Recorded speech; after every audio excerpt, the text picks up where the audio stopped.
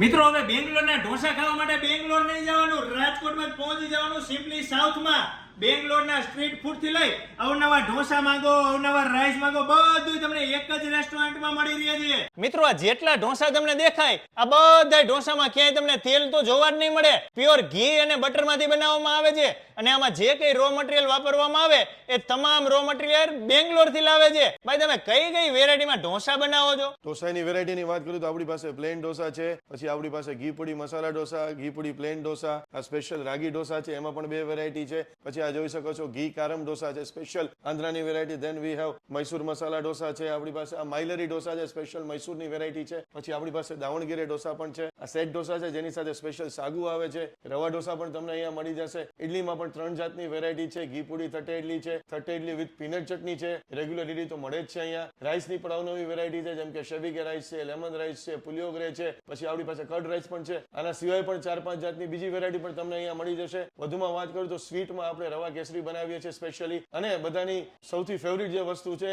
બેંગ્લોરમાં પ્રચલિત એ છે ફિલ્ટર કોફી. એ પણ તમને અહીંયા મળી જશે. મિત્રો હવે તમારે બેંગ્લોરના ઢોસા કે કોઈ પણ વેરાયટી ખાવા માટે બેંગ્લોર જવાની જરૂર નથી. રાજકોટમાં જ પહોંચી જવાનું. કોટેચા ચોક થી ઇન્દિરા સર્કલ ની વચ્ચે 2 જલારામ ચીલીઝા પિઝાની બાજુમાં સિમ્પલી સાઉથમાં.